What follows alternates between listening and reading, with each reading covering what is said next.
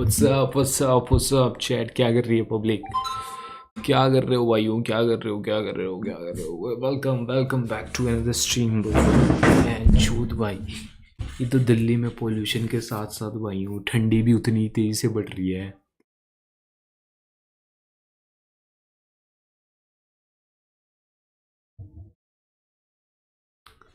Stream चल रही है अपनी, सही चल रही है, मतलब अच्छी लग रही है, सुंदर भी लग रहा हूँ मैं क्या करूँ भाई? ये तो पॉल्यूशन जैसे भाई, पॉल्यूशन की तरह भाई ये ठंडी भी आ रही है। मेरे को लगा था भाई ठंडी नहीं आएगी, पॉल्यूशन इतना बढ़ गया भाई, लेकिन ठंडी ने पीछा नहीं छोड़ा भाई, आ गई भाई ठंडी तो है भाई।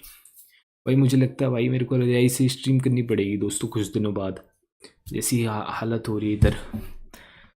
भाई ठंडी बढ़ गई है भाई दिल्ली में। भाई एलोन मस्क का पॉडकास्ट आया मैंने सुना। डैम भाई। भाई निखिल कमा तो भाई कुछ ही किसी से भी आजकल पॉडकास्ट कर दे रहा भाई। भाई पागल हो गया भाई ये इंसान। भाई मेरे को लग रहा भाई अगली बार ये नॉर्थ कोरिया किसको ना बुला के लेके आ जाए, क्या नाम है, किम जोंग उंग। भाई वहीं से न्यूक्लियर फायर ना कर दे। क्या बूम थ्री छो छो छा छा छो छिंग छो छा। वैसे बुलाएगा नहीं क्योंकि इसको आती नहीं होगी कोरियन, निखिल को। निखिल भाई को कोरियन नहीं आती होगी। भाई ठंड ठंड सी बढ़ गई यार, मेरे को पसंद नहीं है ठंडी। तो पता ही बात, मेरे को पसंद नहीं है ठंडी, लेकिन मेरे को बर्फ़ में घूमने जाना है। मुझे ठंडी पसंद नहीं है यार, लेकिन बर्फ़ में घूमने जाना है यार एक बार। एक बार तो मतलब यार बर्फ़ में घूमने जाना है। मेरे को ठंडी पसंद नहीं है, देख ठंडी पसंद है, बर्फ़ में घूमने जाना है। That's the thing with me bro. भाई साउंड क्वालिटी तो सही है, साउंड क्वालिटी सही है ना? इसको 10 वोट। भाई देखे पॉडकास्ट, लेट्स गो भाई। क्या ही हमें हमें काम ही क्या है, हमें वेले हर वेले मोटे बातचीत ने कर दियां गल्लां।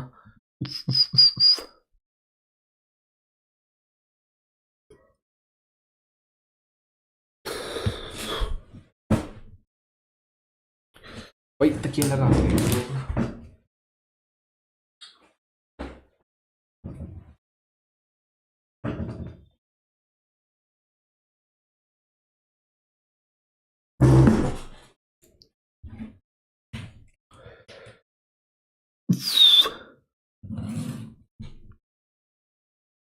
It's good. सही है, ये सही है।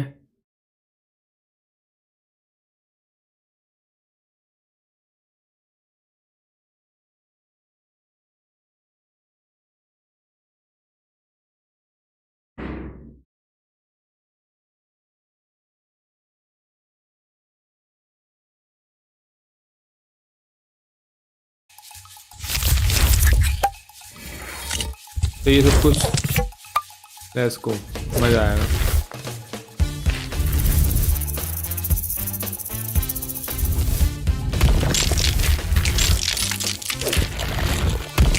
भाई आजकल भाई,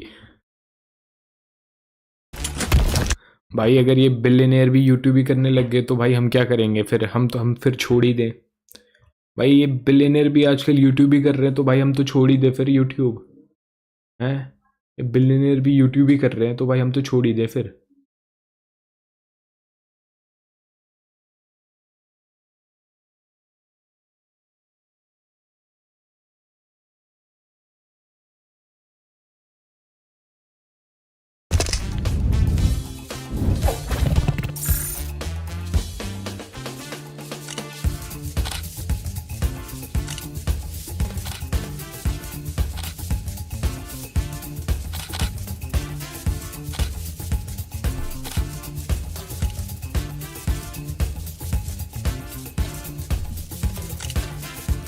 भाई साउंड इतना कम. Our audience is largely wannabe entrepreneurs in India. And I feel like all of us have so much to learn from you because you've done it so many times over in so many different domains. Yeah. So we will speak to them today, and I will try and center all my questions in that direction so they can take advantage of this conversation and maybe take a chance and build something. Let's go भाई, मज़ा आएगा दोस्तों, मज़ा आएगा. Let's go. देखते हैं, full podcast देखेंगे. जब तक पॉडकास्ट ख़त्म नहीं होगा तब तक नहीं जाएंगे.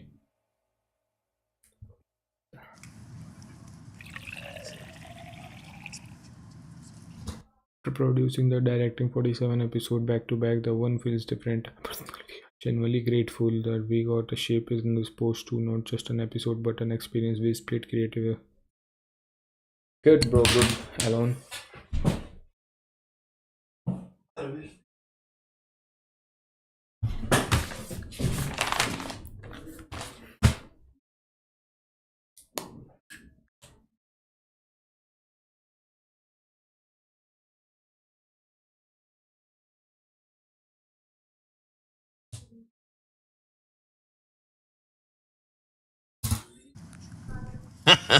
You want a coffee? Sure, why not? Okay. Are we going to be talking for a while? I hope we are. Okay, good. Sure. Meghna, May I trouble you for a coffee? can we get another coffee? Cappuccino, I guess. All right. Are you a coffee drinker, Elon? Yeah. I mean, I have coffee once, usually in the mornings, you know. Okay. One a day kind of thing? Yeah, pretty much. You want to wait for it? No, I'm good.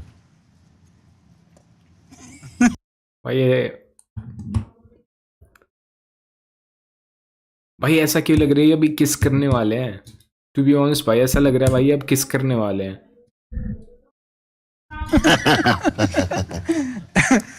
The first thing I must say is you're a lot bigger and bulkier, muscular than I would have thought you are. Oh, stop. You're making me blush. Really? Seriously? Yeah, I mean, look, on the internet, I'm small, you know. You're essentially... What percentage of internet is spent on Twitter? Is there a number to it? On X? Well, so we have like about 600 million. Damn, bro. He's doing 2 hours of podcast with him, bro. 2 hours is insane, bro. 2 hours get the time of Elon Musk. 2 घंटे of Elon Musk is worth like monthly users. Although it can spike up if there's some major event in the world. It can get up to, I don't know, 800 million or a billion if there's some major event in the world. So there's, I don't know, 250 to 300 million per week type of thing. It's a pretty decent number. And it tends to be readers, you know, people that read words. You know, so. Do you think that'll change? Yeah, I mean, there's certainly a lot of video on the X system, but at this point, increasing amounts of video. But I think where the X network is strongest is among people who think a lot and read a lot. You know, so that's where it's going to be strongest because we have words. and you know, so among readers, writers, and thinkers, I think X is #1 in the world. As far as social media goes, the form factor, if you had to wager a guess for tomorrow, how much is text, how much is video? I've heard you speak about maybe voice and hearing being the next form of communication with AI. What happens to X in its true form? How does it evolve? Yeah, so I do think most interaction is going to be video in the future. Most interaction is going to be real-time video with AI. So real-time video comprehension, real-time video generation. That's going to be most of the load. And that's how it is for most of the internet right now. It's most of the internet is video. Text is a pretty small percentage, but the text tends to be higher value generally, or it's more densely compressed information. Like Study comparing reading and video find that people often understand and remember complex material better. Yeah, true. Yeah. So, but if you say like, what is the most amount of bits generated and compute spent, it's certainly going to be video. So I used to be a shareholder of X, a very small one. Okay. And I got paid when you bought it, when you bought Twitter and you made it X. Happy decision? Glad you did it? Yeah, I think it was important. I felt like Twitter was heading in, or had gone in a direction that had sort of more of a negative influence on the world. It was. I mean, of course, this depends on one's perspective. Some people will say, well, actually, they liked the way it was, and now they don't like it. But I think the fundamental thing was that Twitter was amplifying, I would say, a pretty far left by most people's standards in the world's ideology because of where it was based in San Francisco. So, and they actually suspended a lot of people on the right. So from their perspective, even someone in the center would be far right. If you're far left, anyone in the center is far right because it's just on the political spectrum. They're just as far left as you get in the United States and in San Francisco. So what I've tried to do is just bro, मेरे को लगता है ये Chinese है भाई, मतलब है भाई, आधा चाइनीज तो है. चाइनीज़ों में इतना दिमाग होता है भाई. Restored to be balanced and centrist. So there haven't been any left-wing voices that have been suspended or banned or de-amplified or anything like that. Now some of them have chosen to just go somewhere else. But at this point, it is the operating principle of the X system is to adhere to any country's laws, but not to put our thumb on the scale beyond the laws of a country. When I think of social media, thank you. When I think of social media, Elon, I feel like even data suggests that the current incumbents seem to be losing traction amongst the youngest of audience. Yeah. Even platforms like Instagram, I mean, they're not exactly like Twitter, but platforms across the board. If one had to rework social media and build something bottom up, what do you think would work for the world of tomorrow? Well, I mean, I don't think that much about social media, to be frank. I mean, I can mostly just want to have something where there's in the case of X, kind of a global town square, where people can say what they want to say with words, pictures, video, where there's a secure messaging system. Okay. We've recently added the ability to do audio and video calls. So you're really trying to bring the world together into a collective consciousness. And that's, I guess, different from just saying, like, what is the most dopamine generating video stream that one could make, which I think can be a little bit of brain rot, frankly. If you're just watching videos that just cause dopamine hits one after another, but lack substance, then I think those are not great. That's not a great way to spend time. But I do think that's actually what a lot of people are going to want to watch. So if you say like total internet usage, it's going to probably be optimizing for, neurotransmitter generation. Like there's somebody getting like a kick out of it. Right. But why is that important, Elon? Collective consciousness, to have one platform. I guess. Why is that important?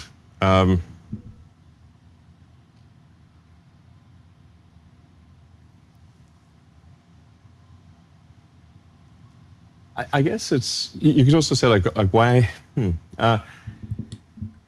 if you consider humans, like humans are composed of around 30 to 40 trillion cells. And there's trillions of synapses in your mind. But there's not the why of it. I mean, I guess it's just so we can increase our understanding, increase our understanding of the universe. So I guess I had this sort of question about what's the meaning of life. Like why is anything important? Why are we here? What's the origin of the universe? What is the end? What are the questions that we don't even know to ask? And probably the questions we don't even know to ask are the most important ones. So I'm just trying to, I guess, understand what's going on. What is going on in this reality? Is this reality? And, and where did you get when you asked, what is the point of life? Yeah, so I came to the conclusion that, which is somewhat in the Douglas Adams Hitchhiker's Guide to the Galaxy school of thought, which is 42. Yeah, he's sort of Hitchhiker's Guide to the Galaxy is like a book on philosophy disguised as humor. Yeah. And that's where you get Earth turns out to be this computer to figure out the answer of the meaning of life. And it comes up with the answer 42. But then it's like, what the heck's 42 mean? And it turns out, well, actually the hard part is the question, not the answer. And for that, you need a much bigger computer than Earth. So basically what Douglas Adams was saying is that we actually don't know how to frame the questions properly. And so I think by expanding the scope and scale of consciousness, we can better understand what questions to ask about the answer that is the universe. Do you believe the collective... Bro, Elon Musk is just like me. मतलब हाँ क्या है बहन क्या? This means I like that. मतलब भाई अपनी दुनिया में खोया है भाई. Consciousness of society. When I was watching this movie recently called The Gladiator, Russell Crowe. Have you seen it? Yeah. In Gladiator in Rome, when people are fighting and the crowd is cheering when people kill each other, the collective is very much like the mob.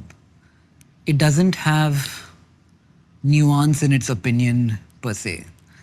Well, that's a particular kind of mob. I mean, they're sort of going there to see people kill each other, Do you suspect the society we live in today is very different? We don't generally, at this point, we don't, go watch people kill each other. Maybe some kind of euphemism of that.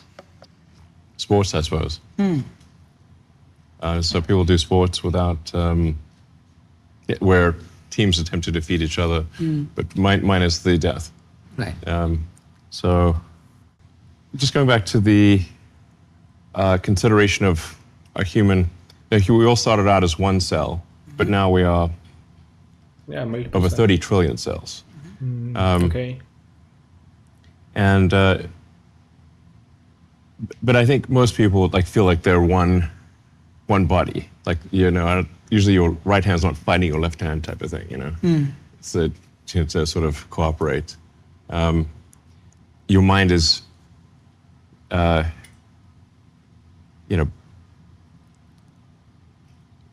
just a vast number of neurons. But most of the time, it doesn't feel like there's, a trillion voices in your brain. Hopefully not. So there's clearly more that happens when you have trillions of cells working as a cellular collective than, say, one Yo, cell. chat, it's look like AI, to be honest. भाई अगर AI नहीं है तो भाई बहुत मतलब भाई क्या क्वालिटी है भाई इसकी. Damn blood. Or a small, small multicellular creature.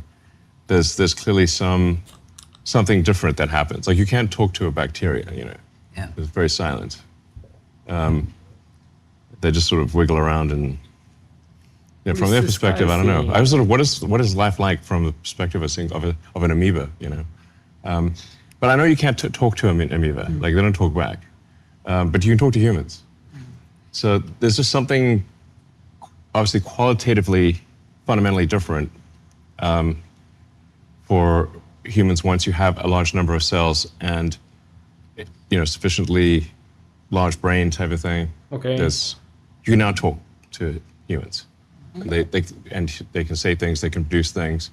But bacteria are not going to produce a spaceship, for example. But humans can. So I think there's something qualitatively different that also happens when there's a collection of humans. In fact, it's safe to say that a single human cannot make a spaceship. I could not make a spaceship by myself. Okay. But with a collection of humans, we can make spaceships. So there's something obviously qualitatively different about a collection of humans. In fact, it would be impossible for me to learn all of the areas of expertise. There wouldn't be enough time in one lifetime to even learn all the things before I was dead. So you really fundamentally have to have a collection of humans to make a rocket. Then I think there are probably some other qualitative scaling things that happen when you have groups of humans, and then if the quality of the interaction, or the quality of the information flow is the better it is, the more the human collective will achieve. And like I said, I'm just curious about the nature of the universe, and I think it's safe to say, like if we increase the scope and scale of consciousness, we're much more likely to understand the nature of the universe than if we reduce it. Is that a bit like spirituality? A lot of people talk to me about spirituality. Right. I still don't know what it actually means. Like I keep asking them, what do you mean? Yeah. What do you mean? Yeah, I mean, a lot of people have spiritual feelings. Right. And I wouldn't try to deny that those spiritual feelings are real to them. But it doesn't entirely translate. I can't, just because somebody else has a spiritual feeling doesn't mean that I would have that spiritual feeling. I tend to be kind of physics pulled, which is like if something has predictive value, then I'll pay more attention to it than if it doesn't have predictive value. Right. Physics, I would say, is the study of that which has predictive value. I think it's a pretty good definition. My primary job, Elon, is a stock broker and stock investor. Okay. There is no predictive value. Nobody knows what will happen tomorrow. Well, but I think you can generally say, that if it's long term for a company. भाई मुझे यार मतलब या तो ये चीजें select करके बता रहा है, या तो ये चीजें बताना नहीं चाहता, या तो ये सही में मतलब प्रोफेशनल नहीं है पॉडकास्ट में. Then you can say like, well, do you like the products or services of that company, and is it likely to? Do you like the product roadmap? Do you like? It seems like they make great products, and they're likely to make great products in the future. If that's the case, then I would say that's probably a good company to invest in. And I think you also want to believe in the team. So if you say, well, that's a talented and hardworking team. They make good products today. They seem to be still motivated to make things in the future. Then I'd say that's a good company to invest in. Fair point. Yeah, and now that that won't solve for the daily fluctuations, which happen and sometimes are pretty extreme. But over time, that is the right way to invest in stocks, because a company is just a group of people assembled to create products and services. So you have to say, well, how good are those products and services? Are they likely to continue to improve in the future? If so, then you should buy the stock of that company, and then don't worry too much about the daily fluctuations. Right. What's got you most excited now, Elon, in terms of all that you're building? You're doing so much. So let me just preface and contextualize who is watching this. Our audience is largely wannabe entrepreneurs in India. Okay. Really ambitious, really hungry, want to take the risk and build something. And I feel like all of us have so much to learn from you because you've done it so many times over in so many different domains. Yeah. So we will speak to them today, and I will try and center all my questions in that direction so they can take advantage of this conversation and maybe take a chance. You also know about that भाई कि मतलब पेनकिलन क्या बोल रहा है साढ़े क्या बोल रहा है Elon भाई क्या मतलब you know. Okay, sure. Yeah, I guess the most important thing to do is just make useful products and services. Yeah. Which one of all the products and services that you're building has got you most excited today? Well, I think that there's increasingly a convergence actually between SpaceX and Tesla and XAI.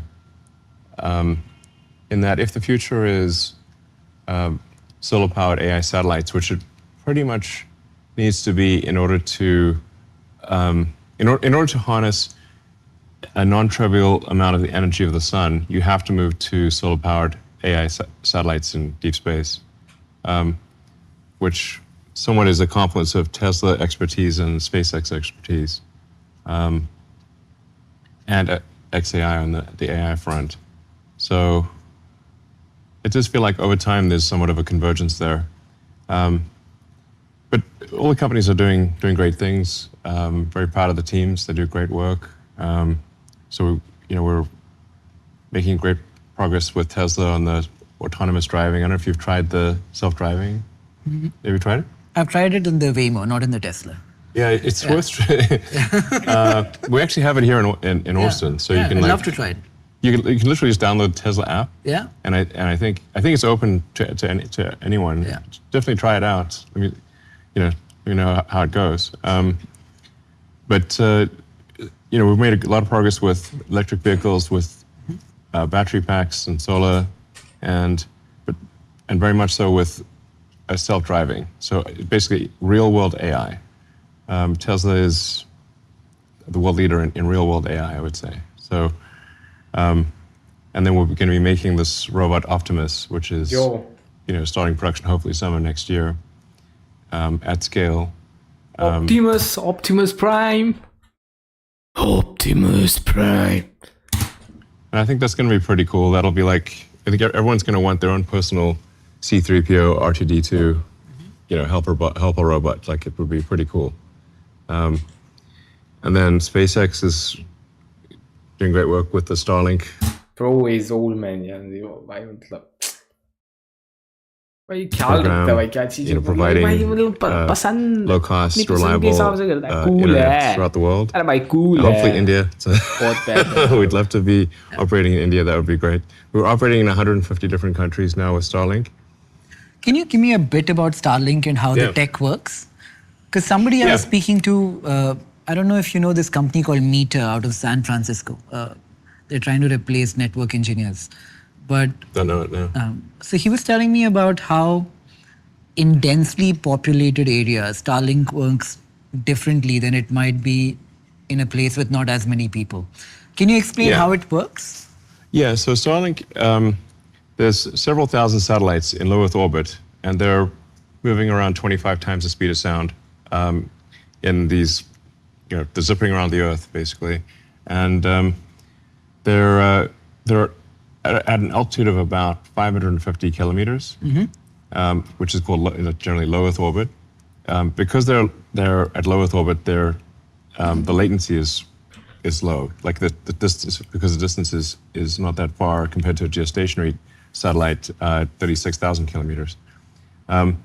So you've got thousands of satellites providing low latency, high-speed internet throughout the world, and they are interconnected as well. So there are laser links between the satellites, so it forms sort of a laser mesh, so that if let's say if cables are damaged or cut, like fiber cables, the satellites can communicate between each other and provide connectivity even if the cables are cut. So, for example, when the Red Sea cables were cut, I think a few months ago, the Starlink satellite network continued to function without a hitch. So it's particularly helpful for disaster areas. So if an area has been hit with some kind of natural disaster, floods or fires or earthquakes, that tends to damage the ground infrastructure, but the Starlink satellites still work. So, and generally whenever there's some sort of natural disaster somewhere, we always provide people with free Starlink internet connectivity. We don't want to charge, we don't take advantage of a tragic situation. So, if there's natural disasters, we're like, okay, it's free during the natural disaster. We don't want to say like, put a paywall up while somebody's trying to get help. That would be wrong. So it's a very robust system. It's complementary to ground systems because the satellite beams work best in sparsely populated areas, but because you've got a satellite beam, it's a pretty big beam, so you have a fixed number of users per beam. So it tends to be very complementary to the ground-based cellular systems, because those are very good in cities, because you've got these cell towers that are only a kilometer apart type of thing, but cell towers tend to be inefficient in the countryside. So in rural areas is where you tend to have the worst internet, because it's very very expensive, difficult to do all the fiber optic cables, or to have high bandwidth cellular towers. So Starlink is very complementary to the existing telecom companies. It basically tends to serve the least served, which I think is good. Will that change tomorrow? Like today, as you explained, the beam is quite broad and it can't work in a densely populated area with high buildings maybe. But can that change and tomorrow it becomes really efficient in a densely populated city where it is competitive with the local network providers? It's unfortunately, the physics don't allow for that. So we're too far away. So at 550 kilometers, and even if we try to reduce it, which about as low as we can go is about 350 kilometers, still very far away. You can think of like a flashlight, which is, that flashlight's got a cone, and that cone is coming at, today 550 kilometers. In the future, we're trying to get down to 350 kilometers, but we can't beat something that's 1 kilometer away, which the cell tower physics is not on our side here. Right. So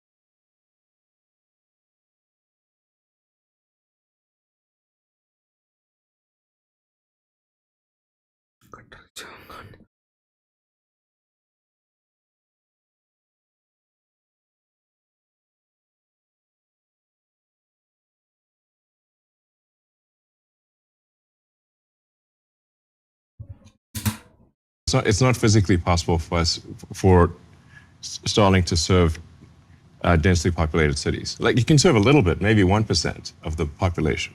And sometimes people get, even in crowded cities, there might be, no fiber link up their road. Like, sometimes there's somebody's on a cul-de-sac or something, or in a place, in cities, there's sometimes underserved areas for random reasons. And so Starlink can serve, like I said, maybe 1% or 2% of a densely populated city. But it can be much more effective in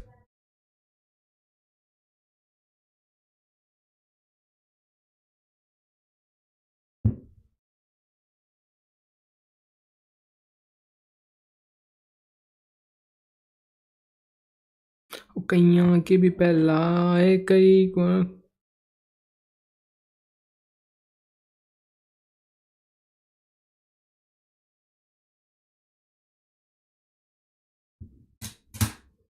like I said, in rural areas where the internet connection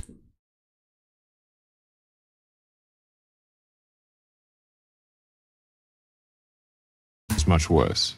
And often people either have sometimes no access to internet, or it's extremely expensive, or the quality is not very good. So, if I were to ask you to wager a guess, Elon, do you think India will go down the path of urbanization like China did, with more people moving in from rural economies to urban centers? Or do you think we'll beat the trend? I suppose some amount of that has happened, right? I mean, I'm curious to sort of ask you some questions as well. Because of course, isn't that the trend, or is it not the trend in India? It is the trend largely. Okay. I think a little bit changed during COVID when a lot of urbanization slowed down, and that was not organic. It was very artificially manifested. Right. But one does question that with AI, if productivity were to go up, and I heard you speak about UHI instead of UBI. Yeah. I think it will be universal high income. In a world like that, I wonder if more people want to live in cities which are always going to be more polluted and not offer the quality of lifestyle that a rural environment might. Well, I guess it's up to, some people want to be around a lot of people and some people don't. It's going to be maybe a matter of personal choice. But I think in the future, it won't be, I think it won't be the case that you have to be in a city for a job. Because I think my prediction is in the future, working will be optional. Right. We seem to be moving from, not in India, but in some parts of the West, from 6 days to 5 days to 4 days to 3. Not me. I think the Europeans. Yeah. Yeah.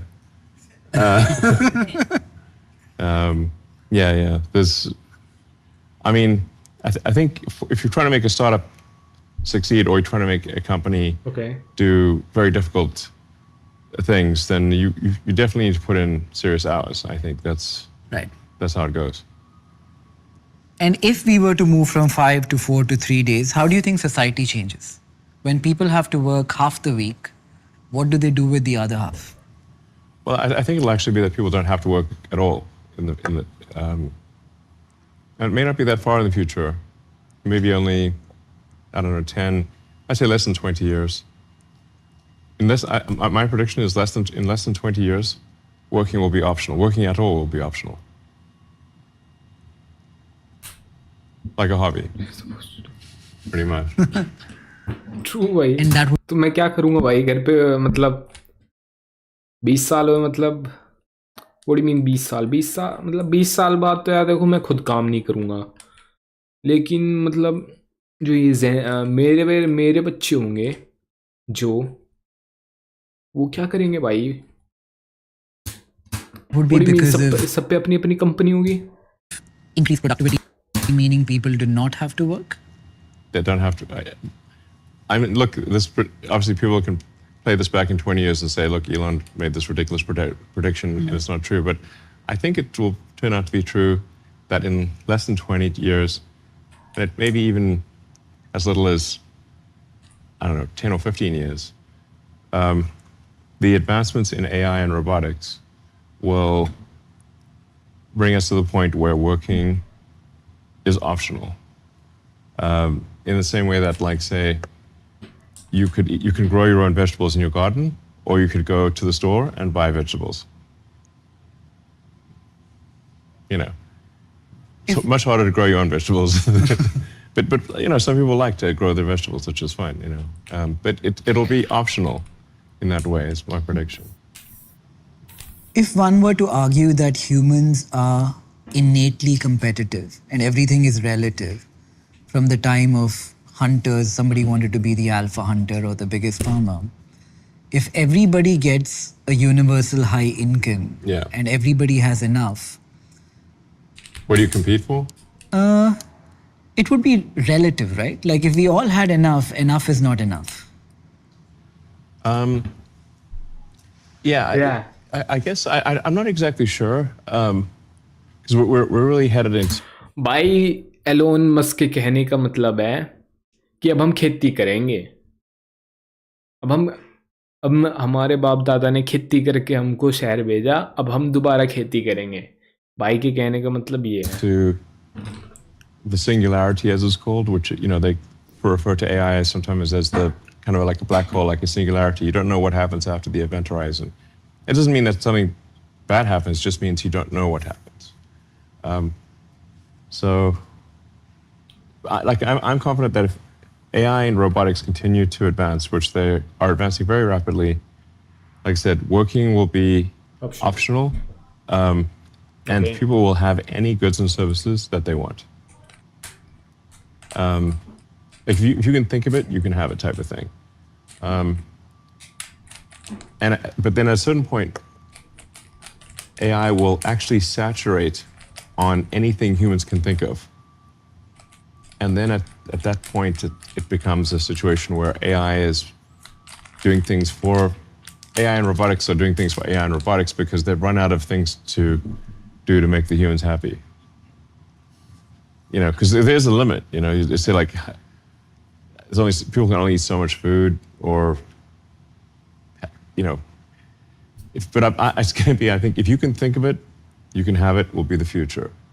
You know, the Austrian School of Economics, if you go back in time, they were the digression from Adam Smith.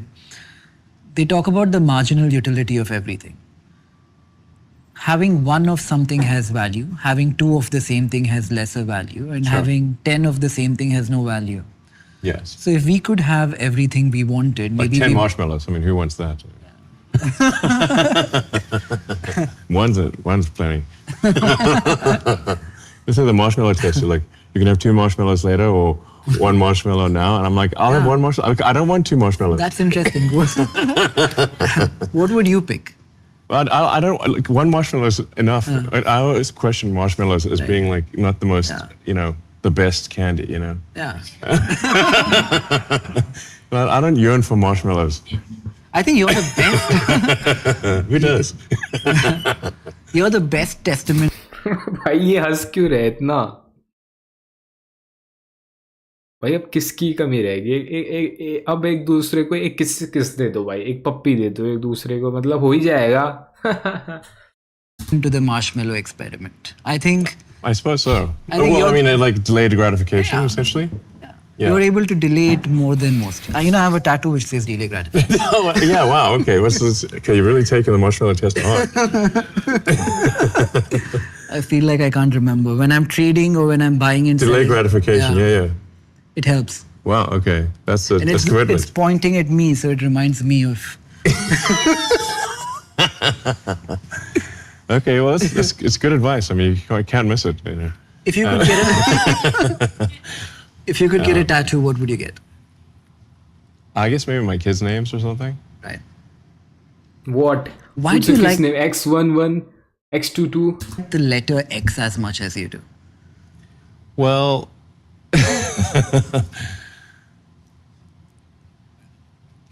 I mean, yeah, well, it's a good question, honestly. लाडले पकड़ा गया आज तो धर लिया किसी ने इस सवाल What's wrong with me?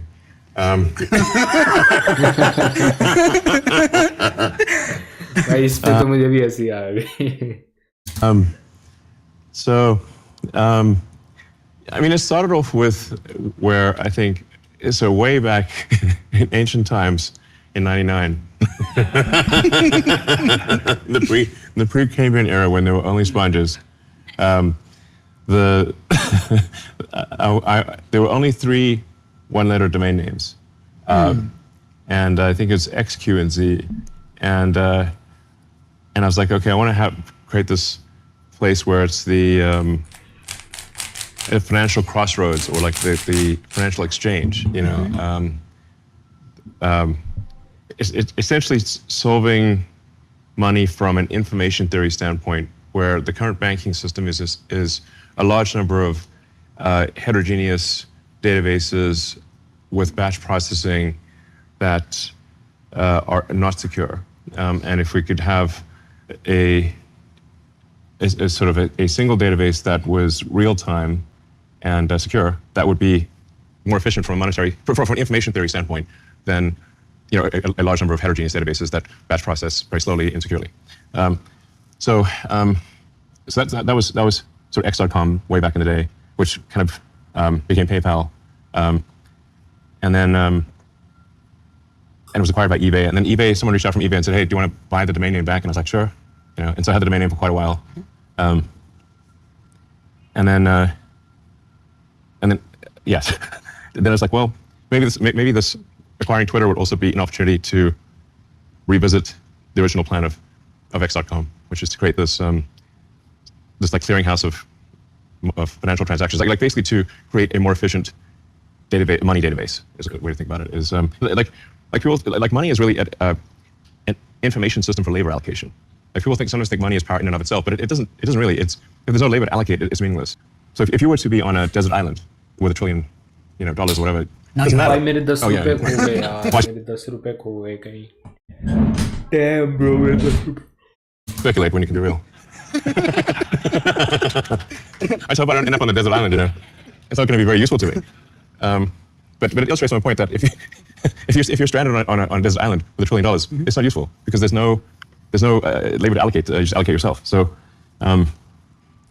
it's this long-winded way of saying that it's just really like I'm just kind of slowly revisiting this idea that I had 25 years ago to create a more efficient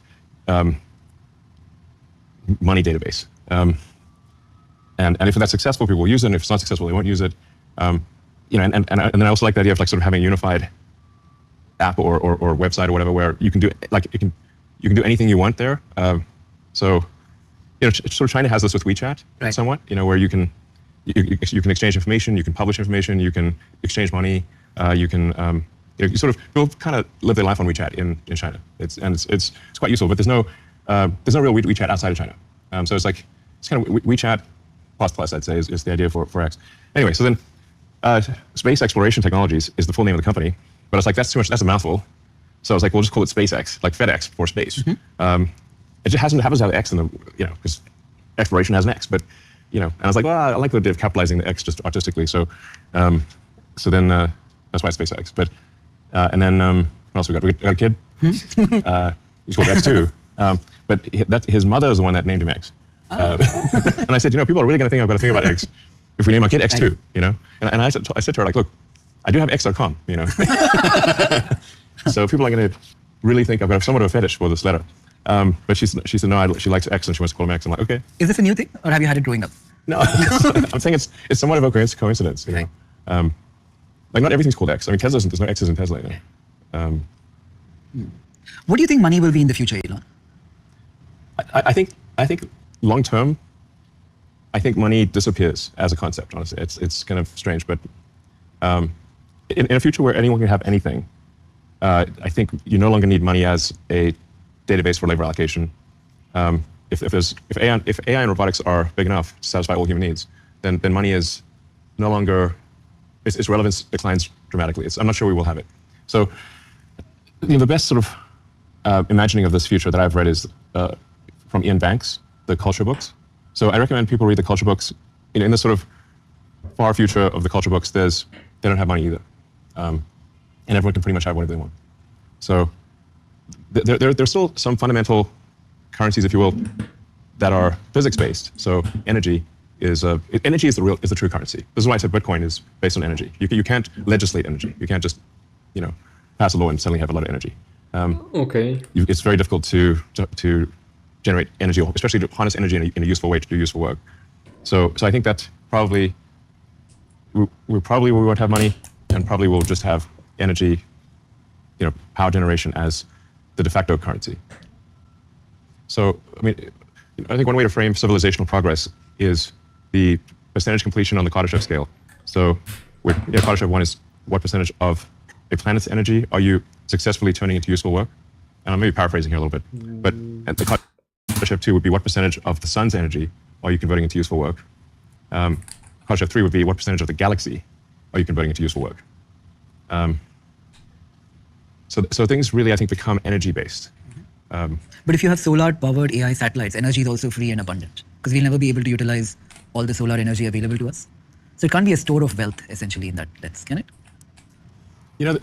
There's not really, you can't really store wealth. You can only, you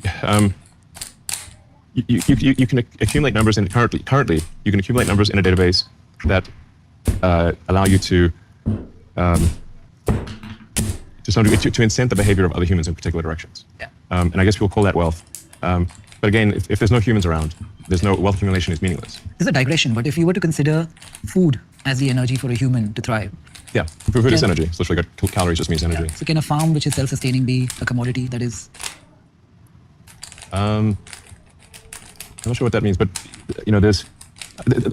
I think at a certain point you do complete the cycle where, and I think at a certain point you decouple from the sort of conventional economy if you have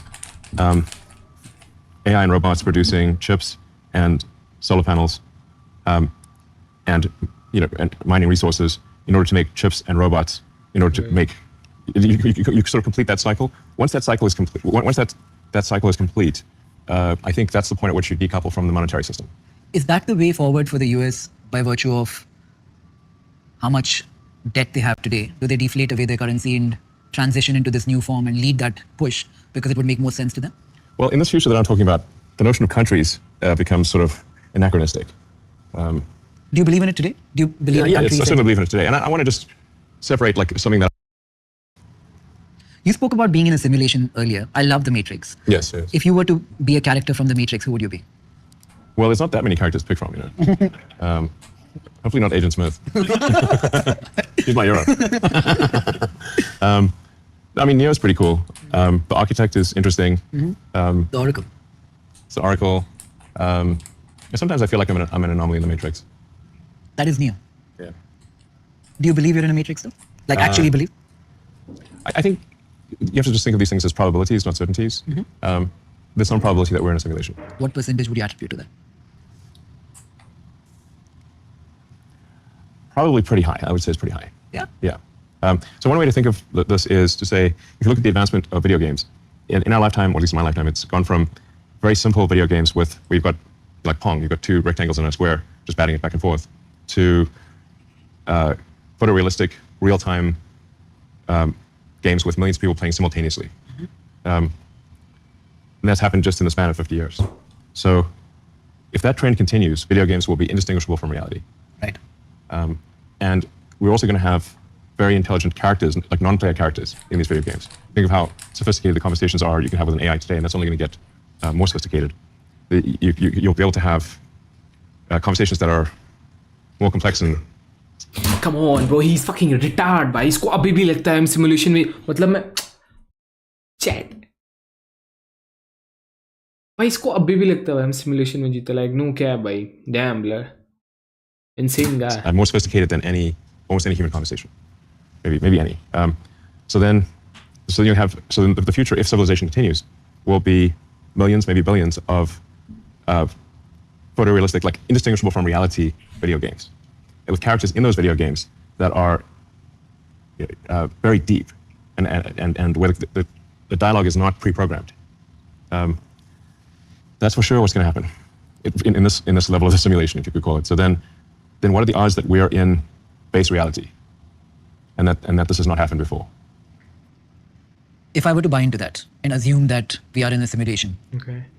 as Neo of the story, what do you know that I don't and I can learn from? I think most likely, if outside the simulation would be less interesting than in the simulation, because we're most likely the simulation Outside the simulation would be less interesting than in the simulation. of what's interesting, because that's what we do in this. Yo, bro, Elon. Bro, for me, nah. That's what we do in our reality. And then I do also have a theory, which is like the most interesting outcome is the most likely outcome, as seen by a third party, the gods or god of the simulation. Because when we do simulations, when humans do simulations, we stop those simulations that are not interesting. So like if SpaceX is doing simulations of rocket flights, the boring ones we discard because they're just not. We don't learn anything from those. Or when Tesla's doing simulations for self-driving, Tesla's actually looking for the most interesting corner cases, because the normal stuff we already have plenty of data on, driving on a straight road on a sunny day. We don't need more of that. We need like heavy weather conditions on a small windy road with two cars that are, coming at each other with an almost head-on collision. We need like weird stuff, basically, interesting stuff. So I think that from a Darwinian perspective, the simulations most likely to survive are going to be the ones that are the most interesting simulations, which therefore means that the most interesting outcome is the most likely. And the people who simulated our world, if one were to extrapolate, they themselves might in turn be in another simulation. Yes. And there could be many layers of simulation. Yes.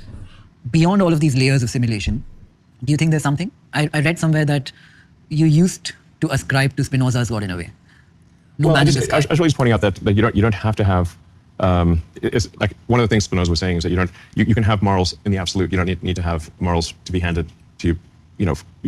It's like the question is, can morality exist outside of a religious context? And Spinoza was arguing that it can. Wasn't he arguing for the laws of nature should be where we seek our laws of morality from, to a certain extent? Yeah. But when I think of laws of nature, I see a tiger eat a deer and a... So in Spinoza's morality, that's fair game, right?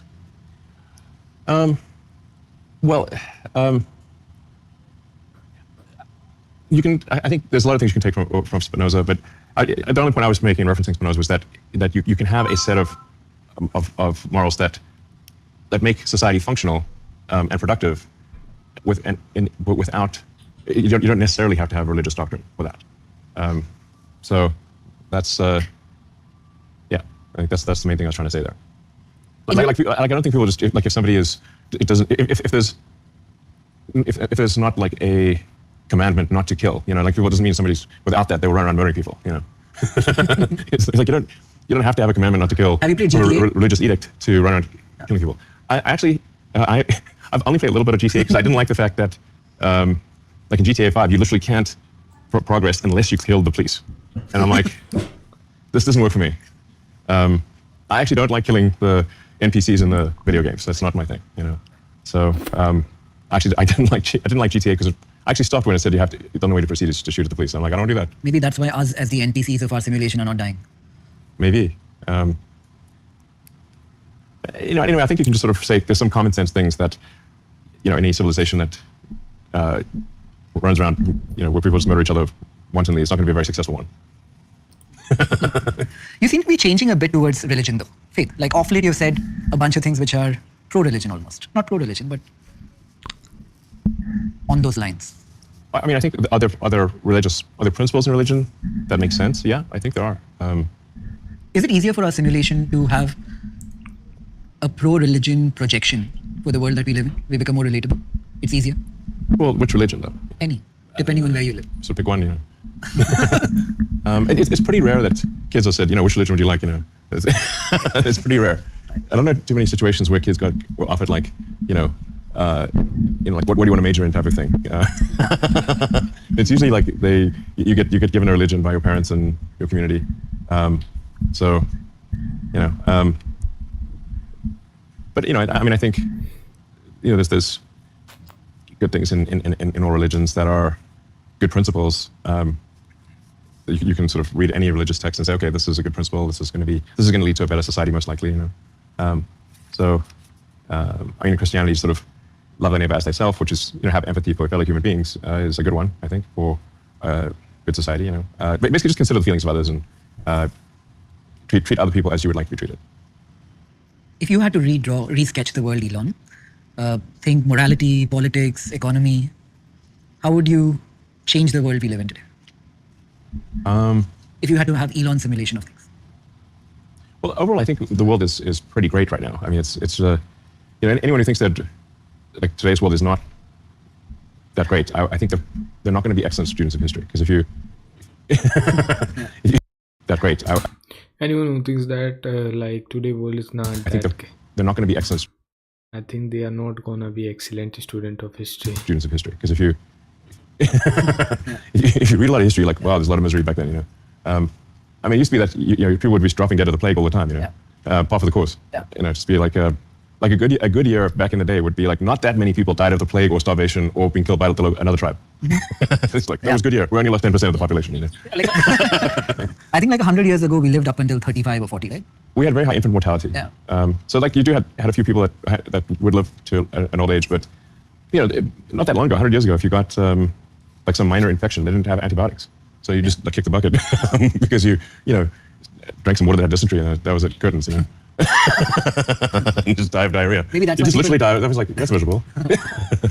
Maybe that's why people had as many kids as they did back then. I mean, if you didn't, then like half the kids would die, type of thing. So you have a lot of kids now. Yeah. With multiple like an partners. army. I'm trying to get an entire Roman legion.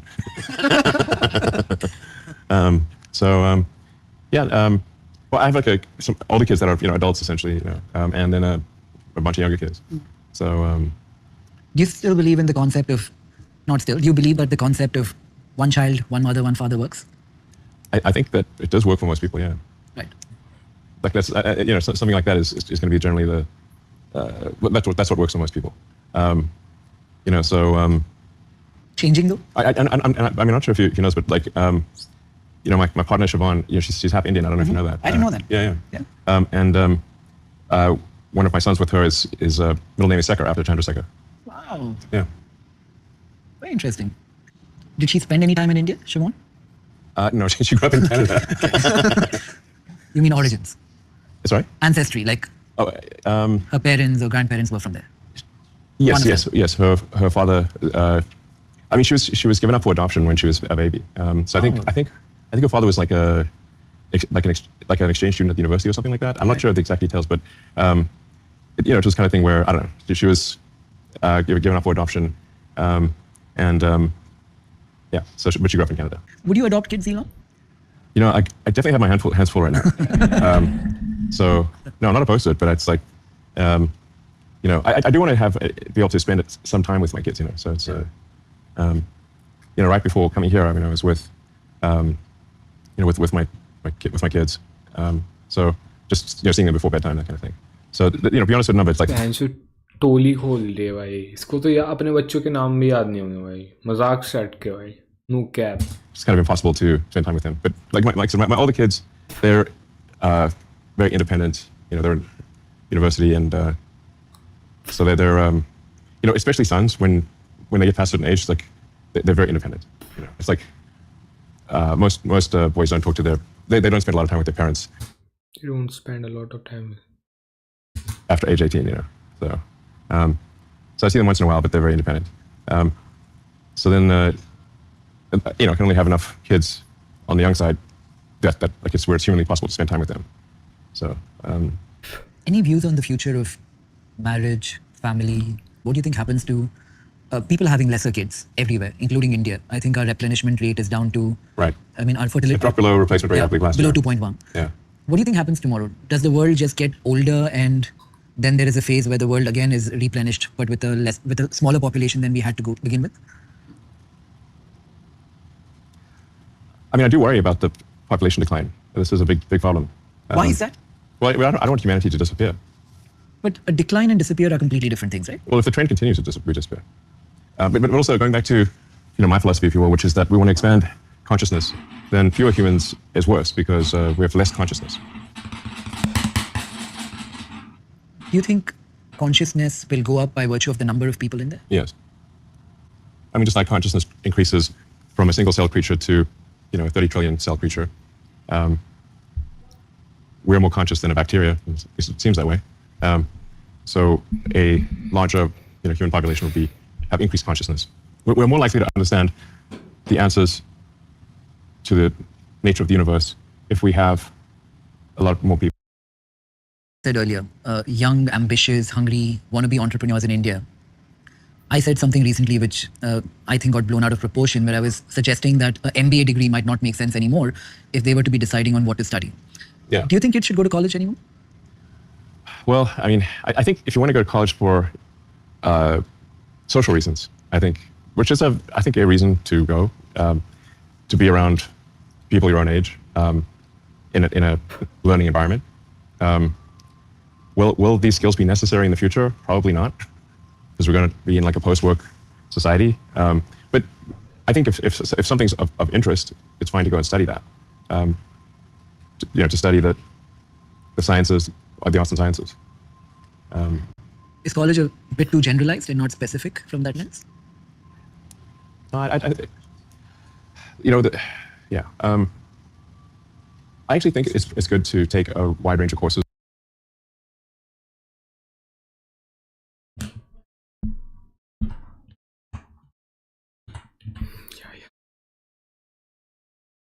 भाई या ही बोला है भाई पूरे podcast में इसने या At college, if you're going to go to college.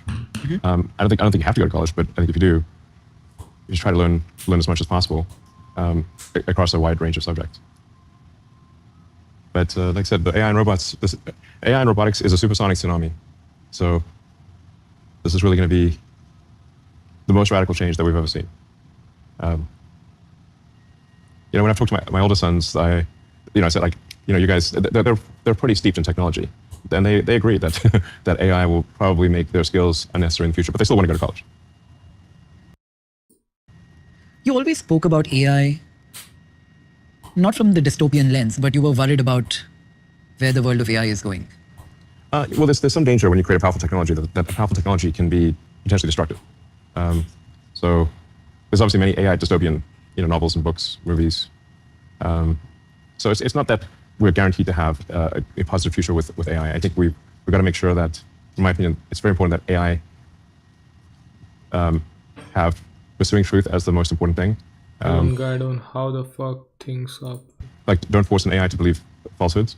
I think that can be very dangerous. And I think some appreciation of beauty is important. What do you mean appreciation of beauty? I just like what I don't know. There's this truth and beauty, and curiosity. I mean, I think those are the three most important things for AI. Can you explain?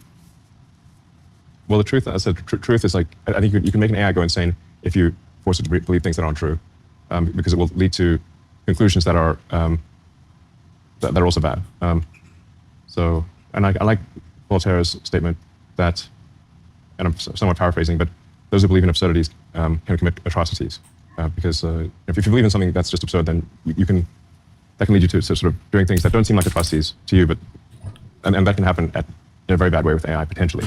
And then there's like if you take, say, Arthur C. Clarke's 2001 Space Odyssey, one of the points he was trying to make there was that you should not force AIs to lie. So the reason that hell would not open the pod bay doors is that you should not force AIs to Space Odyssey lie. So the reason that hell would not open the pod bay doors is because it was told to bring the astronauts to the monolith, but that they could also not know about the nature of the monolith.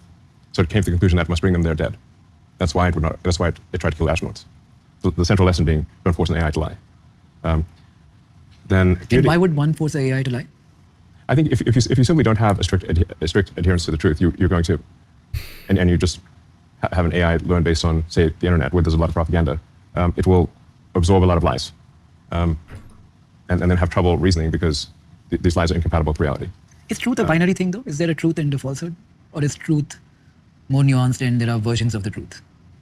It depends on which axiomatic statement you're referring to. Don't have to work in the future, and AIs are going in this direction and they're able to weave in all that we spoke about right now. Do you think humanity goes back a couple of thousand years to maybe the Greek times, where philosophy or philosophizing took up a lot of everyone's time? I think actually it took up less time than we think in the ancient Greeks, because it's just that the writings of the philosophers are what survived. But most of the time, people were just like farming or chatting. So, and once in a while, quite rare, they would write down some philosophical work. It's just that's all we have. We don't have their chat histories, from. But most of it would have been like chat and farming. Right. So if you didn't farm, you're like gonna starve. In a lot of what you say. I mean, when we read history, we like this battle and this battle and this battle. It seems like history must have been non-stop war. But actually, most of the time it was not war. It was farming. That was the main thing. Or hunting and gathering, that kind of thing. You love history, no? Yeah. German history, World War II, World War I. Yeah, all history, yeah. I mean, I generally try to listen to read as many history books and listen to as many history podcasts as possible. Anything you'd like to recommend? Well, there's this Hardcore History, which is quite good. It's by Dan Carlin. I've read it. I've heard it. It's he's got a great voice. Yeah. And very compelling narrator. There's the Adventurers podcast. There's the books, The Story of Civilization by Durant, which is a long series of books, very, very deep. Those books take a long time to get through. There's a lot out there. I sort of like, if you want something that's sort of gentle, a gentle bedtime podcast, I'd say The History of English is quite a nice one, because it starts off with like gentle tavern music and a very pleasant voice, and he's like talking about the story of Old English and then Middle English and then later English and where did all these words come from. Yeah. And one of the interesting things about English is that it's somewhat of an open source language. Like it actively tries to incorporate words from many other languages. So, whereas French sort of generally they fought the inclusion of words from other languages, but English actively sought to include words from other languages, kind of like an open source language. So as a result, it has a very large vocabulary, and large vocabulary allows for higher bandwidth communication because you can use a word that would otherwise. भाई इसके vocabulary पढ़ने का कोई use नहीं है भाई इसकी. Nah, bro, you are not comfortable for podcast. Like, nah, bro. You can use a single word that might otherwise take a sentence to convey. Why has podcasting become so big all of a sudden? I think it's been big for a while. I mean, aren't you a podcaster?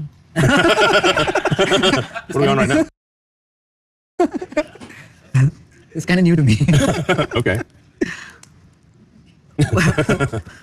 I was having this conversation with the YouTube CEO and the Netflix CEO, and we were debating what chemical is released in your brain when you consume a movie, for example, versus when you consume a podcast where you think like you're learning something in the background. It appears that they are two completely separate things. What do you think will happen tomorrow to content, movies, podcasting, music? I think it's going to be overwhelmingly AI generated. Yeah? Yeah. Like, yeah, real time movies and video games. Real time video generation, I think, is where things are headed. The nuance of having a scarred human being who you can resonate with in a manner that you can't with a AI, for example. The novelty AI can certainly emulate a scarred human being quite well. Yeah. I mean, the AI video generation that I'm seeing at XAI and from others is pretty impressive. We were looking at data around what industry is growing the fastest. And especially when we looked at the amount of time consuming movies versus time spent on social media, time spent on YouTube, what seems to be growing really fast are live events all over again. Going to a physical... Actually,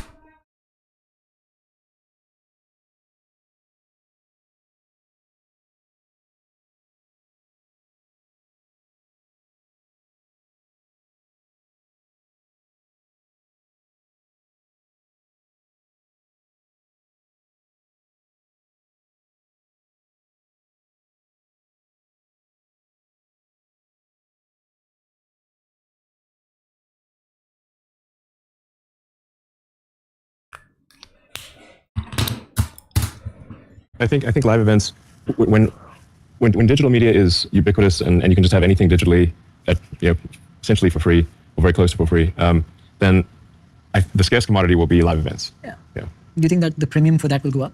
Yeah, I do. Good industry to invest in? Yes, because that will have more scarcity than anything digital. If you were a stock investor, Elon, and you could buy one company which is not your own at the valuations of today, to meet a capitalistic end and not an altruistic one, which is good for the world, what would you buy? I mean, I don't really, buy stocks, so it's not like I'm not like an investor in, I don't like look for things to invest in. I just try to build things. And then there happens to be stock of the company that I built. But I don't think about, should I invest in this company? Well, I don't have like a portfolio or anything. So I guess, AI and robotics are going to be very important. So I suppose it would be AI and robotics that aren't related to me. I think Google is going to be pretty valuable in the future. They've laid the groundwork for an immense amount of value creation from an AI standpoint. NVIDIA is obvious at this point. There's an argument that companies that do AI and robotics and maybe space flight are going to be overwhelmingly almost all the value. So the output of goods and services from AI and robotics is so high that it will dwarf everything else. The world seems to be moving to a place where everybody loves David and hates Goliath. Why? He's the one who got the stone in the forehead, Yeah. Which honestly, that was just a big mistake. You should have, either cover yourself entirely with armor and make sure you've got a missile weapon of some kind. Otherwise, your opponent is just obviously going to take a kite the boss strategy. Just kite the boss. You can run around in a thong with it. It doesn't matter. It's never going to catch you. Yeah. Of all the people, you're as much at risk of being looked upon as Goliath. Okay. Especially the weekend after. Hopefully nobody sees me with a stone in the forehead. Especially I'm not going to trundle around in the desert with too much armor. It's too hard. Yeah. After the last weekend. Yeah. Yeah. I sometimes think about people in the old days, when you're supposed to go into battle with all this armor, but it's let's say it's the middle of summer. It's so hot in that armar. Be sweltering. It's at a certain point, I'd rather die. If I have to wear this armor for 1 more hour in the hot sun, it's I'd rather die. That's why the Romans had the skirts. So bro, to be honest, mid podcast भाई genuine बातें जो 2-4 point उठा लो भाई, वही बातें छोड़ी है भाई इसने, बिल्कुल बोरिंग बेकार थू पॉडकास्ट भाई, थू पॉडकास्ट। इससे बढ़िया भाई नोमैड शुभम का है भाई, नोमैड शुभम की अच्छी पॉडकास्ट है भाई।